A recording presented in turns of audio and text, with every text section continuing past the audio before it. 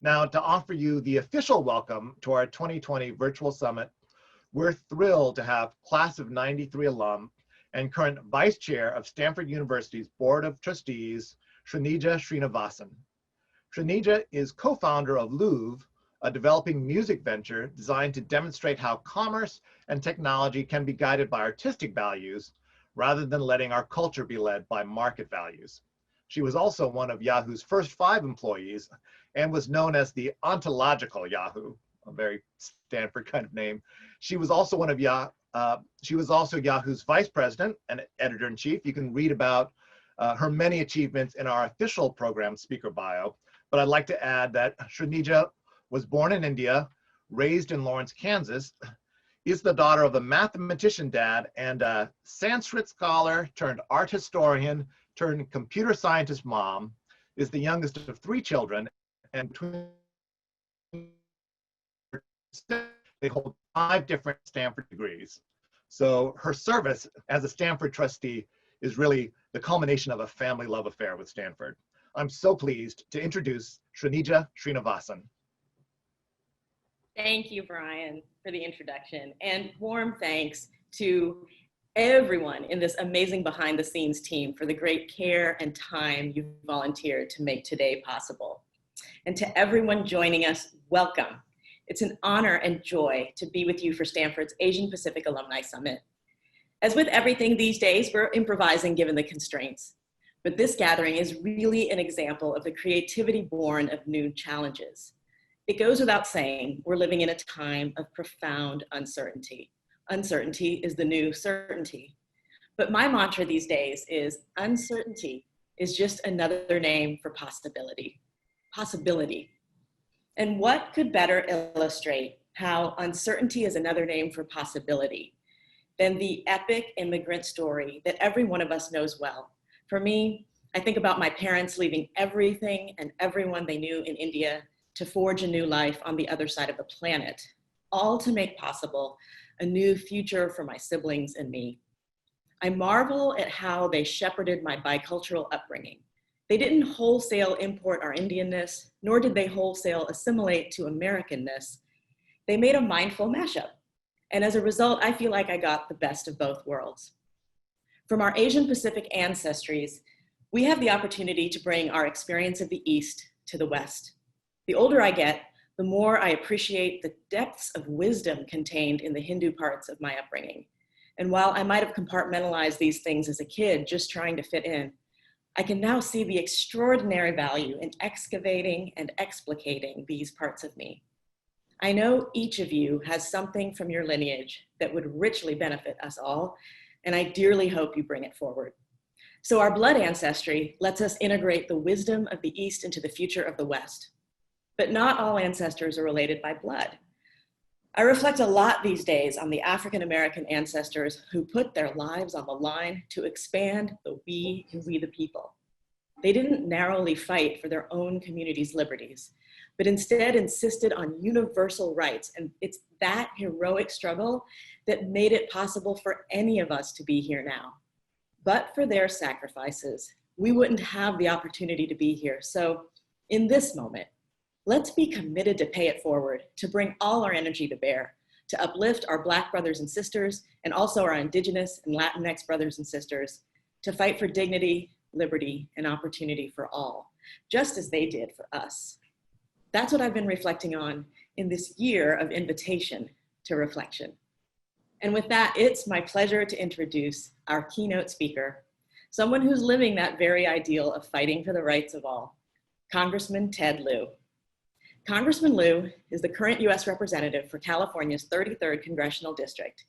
He serves on the House Committee on the Judiciary and the House Committee on Foreign Affairs and serves as a co-chair of the Democratic Policy and Communications Committee. Prior to serving in Congress, Mr. Lieu was a Torrance Environmental Quality Commissioner and a member of the Torrance Council, the California State Assembly, and the California State Senate. He's also a former active duty officer in the US Air Force and currently serves as a colonel in the reserves, stationed at Los Angeles Air Force Base. As one of only 4 computer science majors serving in Congress, Representative Lieu is frequently sought out for his insight on technology and innovation matters, including cybersecurity, cloud computing and innovation, as well as the sharing and creative economy. He's also been a leader in Congress against ethnic and racial profiling and discrimination against the LGBT community. He serves as the whip of the Congressional Asian Pacific American Caucus, vice chair of the LGBT Equality Caucus, and co-chair of the Cloud Computer Caucus. Congressman Lieu attended Stanford for his undergraduate degrees in computer science and political science, and then Georgetown, where he received his law degree, magna cum laude, after serving as editor-in-chief of the Law Review. He also received 4 American Jurisprudence Awards. And finally, I was personally delighted to learn that Representative Lieu was sworn into this term of Congress by my brother, DC Circuit Court of Appeals Chief Judge Srinivasan, who received his BA, JD, and MBA from Stanford. As Asian Pacific Americans, nowhere is our full belonging made more manifest than when we're represented in public leadership. Thank you, Congressman, for your dedication to public service and for sharing your thoughts with us today. Over to you. Thank you, Srinija, for your wonderful introduction and for your amazing service, as well as that of your brother. And I just have one quick correction to your introduction. I'm a recovering computer science major, so just want to put that out there. So I'm so honored to be here to speak at the first annual virtual Stanford Asian Pacific American Summit. And it's also the first time I'm giving a keynote speech from a couch, so I feel very comfortable. Thank you for that. And I've been asked to talk about the COVID-19 response from the federal government. So I'll share with you my thoughts about the pandemic and the response, and then I'll answer a variety of questions on any issue you may have. So in terms of the response from the government, there's 2 things going on. There is what Donald Trump says and believes, and then there's everybody else generally. So for example, you have Donald Trump disparaging wearing masks. At the same time, you have the Centers for Disease Control, who have been very clear that masks saves lives. You have the National Institutes of Health that also says masks saves lives. And then you have Trump's own Surgeon General, who's been going around making videos and going on television, urging people to wear masks. So unfortunately, we have these conflicting messages coming from the very top of our government, and that's very confusing to a number of Americans, which is one reason why the US has the worst possible pandemic response of all the major countries in the world. If you don't want that to continue happening, you do all have a choice in November, and hopefully you'll exercise your right to vote.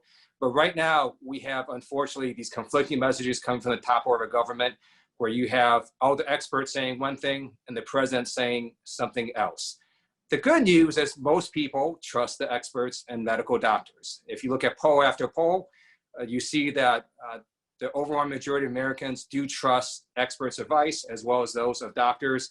And in fact, one of the reasons when these polls show that why people do not support the current president, it's because he rejects the advice of experts and medical doctors. So as this pandemic continues, I think people continue to understand that this virus has not changed very much. It is very, very contagious, and for some people, it is lethal. So it's important that all of you please remember to wear a mask in public, wash your hands frequently, and engage in social distancing.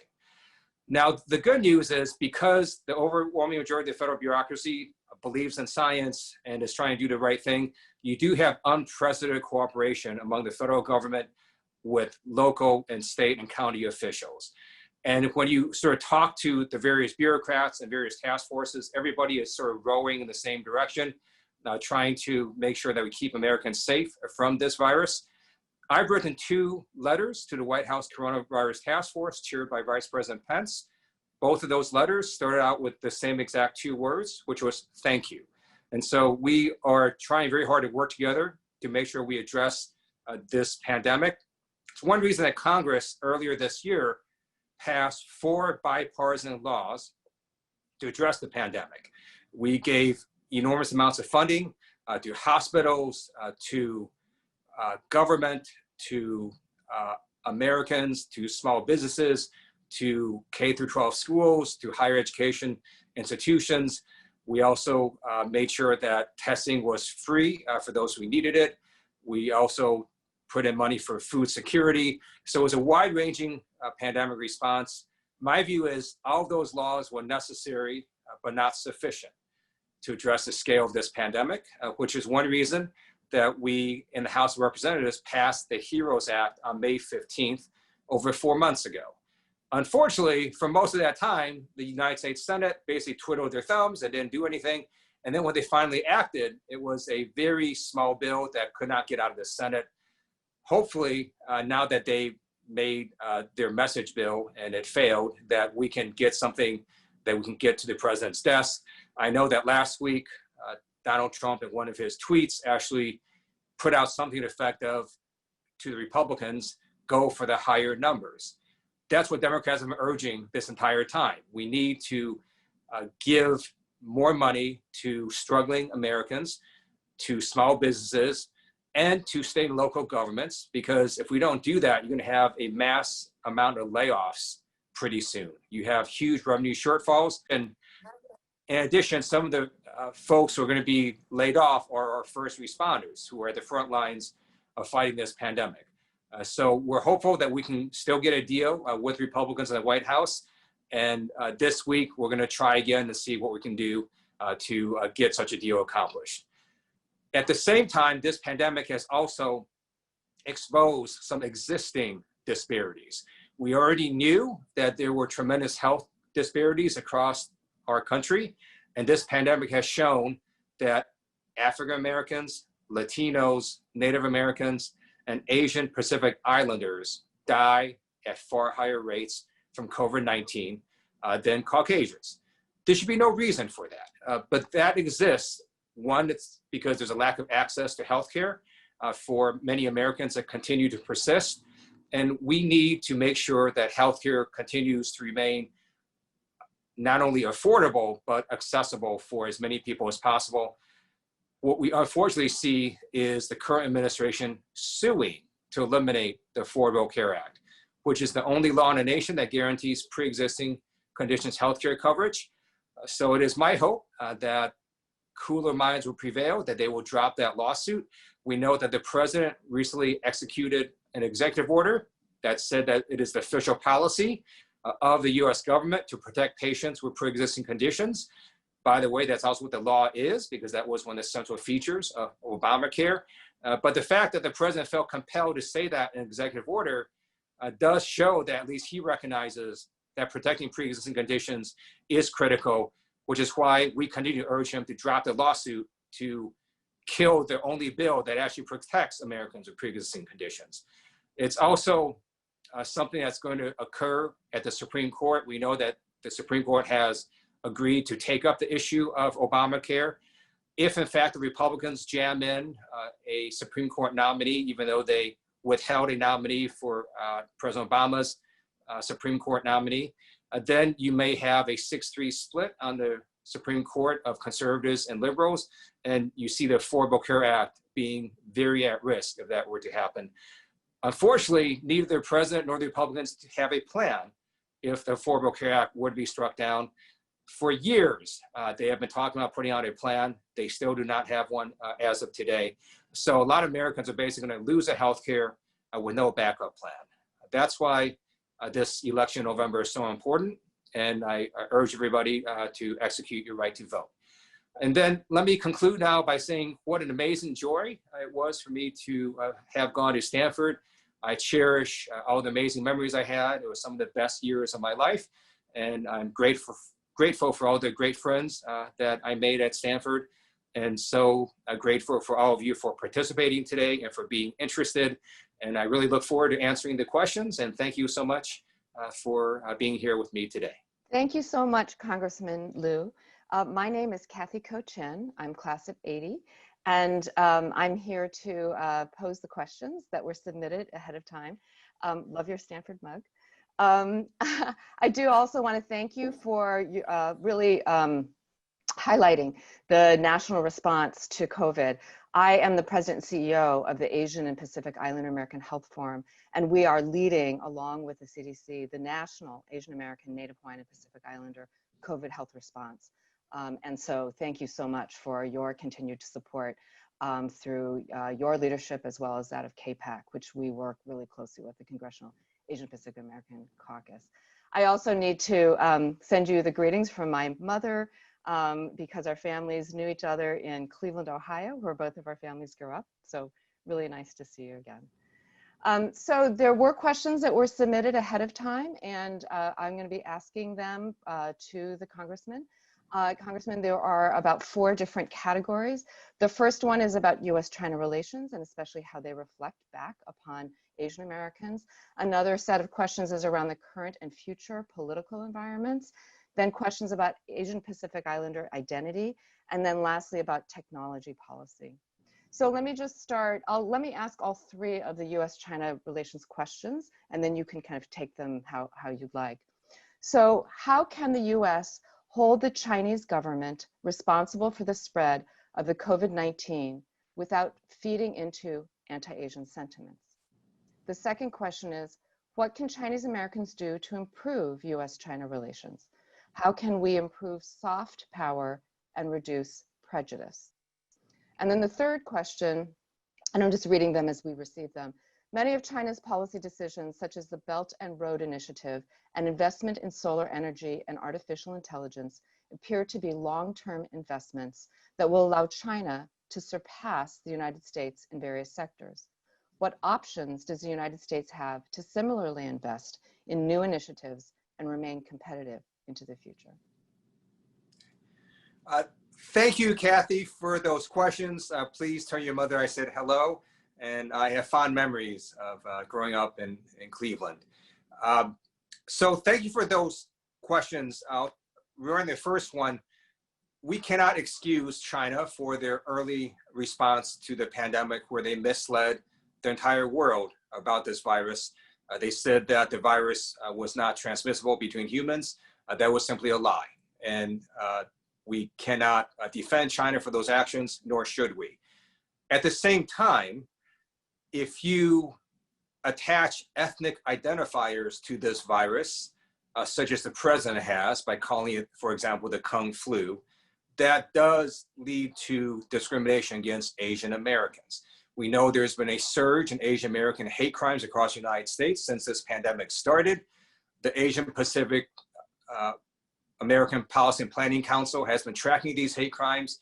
We're at well over 2,500 hate crimes across the nation and hate incidents.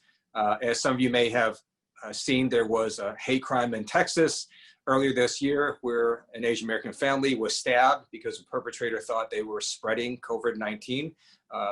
Actually, let me be more specific, that they were spreading the virus. COVID-19, as all of you know, is the disease that the virus causes. So we have to be very cognizant of this prejudice against Asian Americans, and it's something that is not new to the community. We know that when there are threats that the American population perceives, they often do take it out on minority communities. And with respect to the Asian American community, we know that, for example, early on, there was a whole yellow peril hysteria. You had the Chinese Exclusion Act. You then had, for example, the internment of over 100,000 Americans who happen to be of Japanese descent. You had the murder of Vincent Chen. And what we see now, you have these hate crimes and hate incidents against members of the Asian Pacific American community. And part of that is being fueled at the very top of our government when the President of the United States attaches an ethnic identifier to this virus. It's something that the World Health Organization has said should not be done. It's something that the director of the CDC has said should not be done. And hopefully no one on this call does it, and hopefully the president stops doing that. And at congressional hearings and congressional briefings, I've also urged the federal bureaucracy to not use those ethnic identifiers. For the most part, they don't. It really is just the person at the top mostly. Now, regarding your second question, I believe that the US-China relationship is one of the most critical relationships in the 21st century. And I don't say it because I happen to be Chinese American. I say it's because China is a country that has nuclear weapons. It's a country that has a massive economy. And it's a country that is growing in terms of its influence. And that's why this relationship is critical to both the United States and China, and something that, if it is not handled well, will hurt not only both countries, but also peace and stability across the world. If you look at the issues that US and China work on, most of the time, we agree. There are a range of issues in business. For example, the Iran deal under the Obama administration, China and the United States agreed on. And you have issues regarding terrorism that both countries agree on. So there are many issues where every single day the US is working with China. And that's the same with pretty much most countries. I'm on the Foreign Affairs Committee in the House of Representatives. And every single day, most of the time, the US and other countries are working together on a variety of different issues. You're not going to hear or read about them because it doesn't sell newspapers or TV ads to learn that the US is cooperating with many countries. But there are flashpoints with some of these countries. And with China, the current administration has made trade a flashpoint. I don't necessarily disagree with that. I do believe China's trade practices have not been good. China does steal the intellectual property of American businesses as well. And I think it's important to try to get China to change its behavior. I don't agree necessarily with the way the president has gone about it, in the way that he's executed tariffs, because when you look at how tariffs work, it just causes the other country to then impose tariffs as well. And it increases the prices for consumers.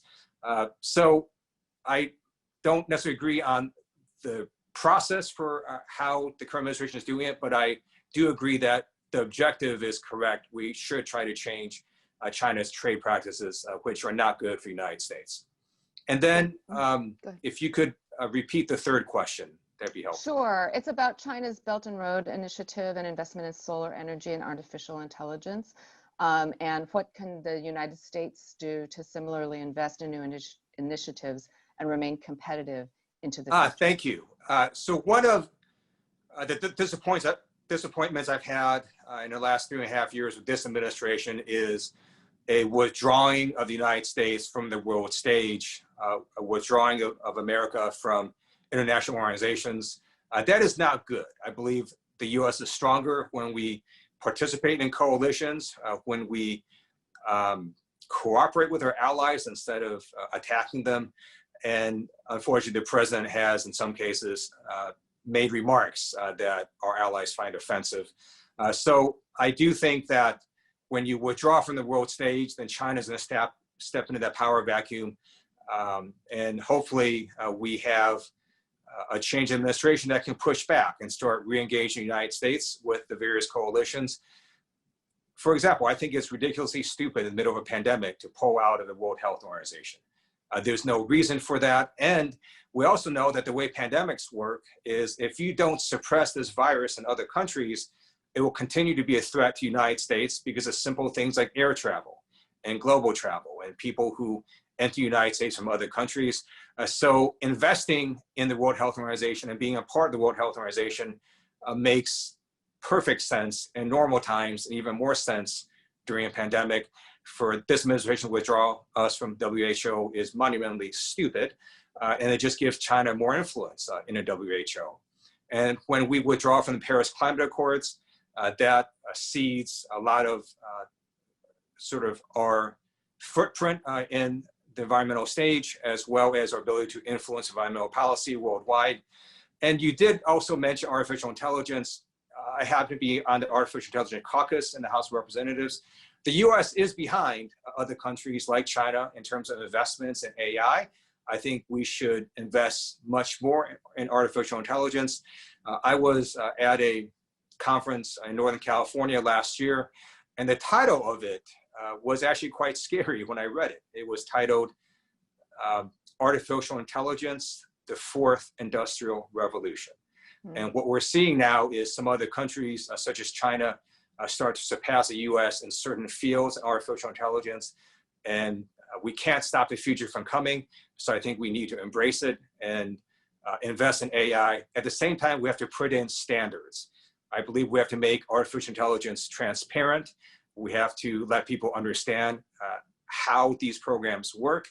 For example, in the area of facial recognition technology, we know that the artificial intelligence does less well with people of darker complexion, people that look like you and me. So if we deploy facial recognition nationwide, what's going to end up happening is there would be more mistakes made on African Americans, Latinos, Asian Americans, Native Americans. And to me, that's just a massive equal protection violation. So we have to make sure that if we're going to deploy AI, that it follows certain standards so we don't have consequences such as discrimination. Thank you. There's another group of questions around current and political environments. So this one is about different political sentiments across our communities. In the 2016 election, 24% of Chinese Americans nationwide voters supported President Trump, according to ALDEF. The figure for Chinese American voters in California is sadly even higher. I'm reading it word for word. As an anti-Trump congressman, how has your Taiwanese and/or Chinese American heritage affected your relationship with more conservative-leaning constituents, especially Asian constituents? And how would you advise a young, progressive Chinese American like myself to approach conservatively minded peers, and perhaps more importantly, parents, uncles, and aunties? Thank you. I wouldn't describe myself as anti-Trump. I'm sort of anti-bad stuff that he does. So I did not start out to resist this president. Shortly after November 2016's elections, I wrote a public statement that went something like this. It said that Donald Trump won the Electoral College. One of the great things about America is our peaceful transfer of power. We should give him a chance to govern. A few months later, I concluded I was wrong. And it wasn't because of disagreements on issues. It was because of his behavior and his systematic attack on democratic institutions. He was attacking the legitimacy of the judiciary. He was attacking the legitimacy of the free press. He was stifling internal dissent. And then he was lying at a rate I've never seen another human being lie. And in my view, that leads us down the road to authoritarianism. And I concluded he was a danger to the republic. And that's why I started to resist him. Now, when he does something good, I do say that, and I commend him for doing those good things. The press never picks it up because they don't find that interesting. So in terms of sort of my view, it depends on what the president happens to be doing and saying at any given moment. I also believe if he's going to say or do 37 crazy things in a month, we have to call out all 37 crazy things because we should not normalize what can't be normalized. So in terms of what this president has sort of said or done in terms of US-China relations, he ran a very anti-China campaign for 2016. During his term in office, he continues to make anti-China statements. He's also made statements that are anti-German, anti-French. He's made a lot of statements opposing NATO. He refuses to condemn Vladimir Putin and continues to praise him. So this is just behavior that's hard for me to understand or explain, where the president engaged in these sorts of remarks. But people are free to support who they want. We're a free country, and if Chinese Americans want to support Trump, it's their right to do so. So that's my view of it. Thank you. We have about 10 more minutes for the questions. So I've got 2 more questions for you. One is on identity, and the other is a little bit more personal about how you got into politics. In all the political speeches and rhetoric, Asian Americans are consistently not mentioned, overlooked, and invisible. Typically, we hear, whether you're white, black, or brown, or, quote, white, African American, or Latino, end quote. I'm not looking to be called yellow. However, how can we get those in office to be more inclusive in their language in the hope that they may put Asian Americans on their radar? So that's the first question. And the second is, I'd love to get Congressman Lieu's thoughts on how to get into politics, particularly for those who have no political ties or background, and how he set up a career and transitioned into elected office. Thank you. So I'll answer the second question first. So my story is the same as many of yours or your parents or your grandparents. I am an immigrant, and when my parents came here, they decided to go to Cleveland, Ohio, and they were poor. They did not speak English well, and we started off living in the basement of a person's home. After many years of going to flea markets, selling gifts and jewelry, my parents did that to make ends meet. They were eventually able to open one gift and jewelry store in a shopping center. And then they saved up their money, worked 7 days a week, and then opened one gift and jewelry store in a shopping mall. My brother and I would help watch that store because we were free labor. And eventually they expanded to over 6 stores. And in my mind, they achieved the American dream. They went from being poor to a home, gave my brother and I an amazing education. My brother is now a doctor. My parents still remind me of that. But it's one reason I joined the US Air Force on active duty. I believe I can never give back to America everything this amazing country has given to me. And it's one reason I still remain in the reserves. I'm a colonel at the Space and Missile Systems Center at Los Angeles Air Force Base. And it's one reason I'm in politics, to help make sure that this dream remains open for people who want to work hard and succeed. And in terms of getting into politics, I think the first question you should ask yourself is, why do you want to do that? If you know why you want to do that, and if you have a good reason, then you should absolutely explore it and pursue it. One of the reasons that I ran for elected office, in addition to thinking America is a great country, I want to help it out, is because I also thought there were not enough Asian Americans in government, and I wanted to be a part of the government of the United States and diversify it. The good news is right now in Congress, we have the highest numbers of Asian Pacific Americans in US history. We also see increasing numbers of Asian Pacific Americans at the local, county, and state elected levels. It's still below what it should be in terms of our population. And in our judicial branch, we're still well underrepresented. So as the years go by, we do see more and more Asian Americans in government, but it is still underrepresented in the same way that Asian Americans are still underrepresented on the boards of Fortune 500 companies, as CEOs, as partners in law firms, partners in accounting firms, and on and on and on. So there is still this, what people call the bamboo ceiling. It's something that I do try to fight against. And in terms of entering politics, the first thing you should do is pick a place to live and then live there for a while and understand your community and join various organizations in your community. Get to know the different folks in your community, because at the end of the day, you're going to be representing your community. And once you do that, think about working for an elected official or working on a campaign or engaging in other sort of political activities, or join your local Republican or Democratic club. And as you start to do that, then people might start taking notice of you. If you do a good job, some people might ask you to run for local office and so on. So that's sort of how I got started. I joined these various organizations. I got to know people in the community. I worked on various elected officials' campaigns. And then one day, the then assembly member in my district, George O'Connell, called me up and urged me to run for Torrance City Council. And so that's basically how I got started. And then regarding the first question, it is absolutely right that sometimes Americans and media organizations and elected officials don't think about the Asian Pacific American community.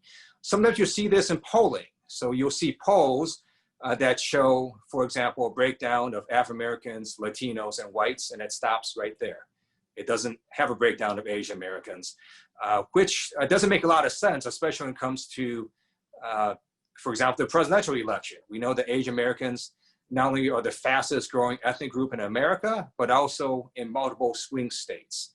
In Nevada, for example, according to the nonprofit APIA Vote, Asian Americans make up 11% of the electorate. In Georgia, it's 4.7% of the electorate. These are margins that can make the difference, especially in a close election. So I have, on occasion, when I see these polls replicated in major newspapers, called up or emailed that newspaper and say, hey, why is there no breakdown for Asian Americans? And by the way, it's sort of stupid because it would matter to the audience that's reading this.